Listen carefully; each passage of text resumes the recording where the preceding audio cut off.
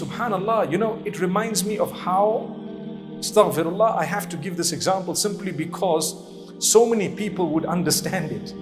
When you have a football match right at the end and there's just a few minutes remaining, and how exciting it becomes, and they want you to score as many goals as you can. The goal, the match can literally tilt in any direction based on how many goals you're going to score.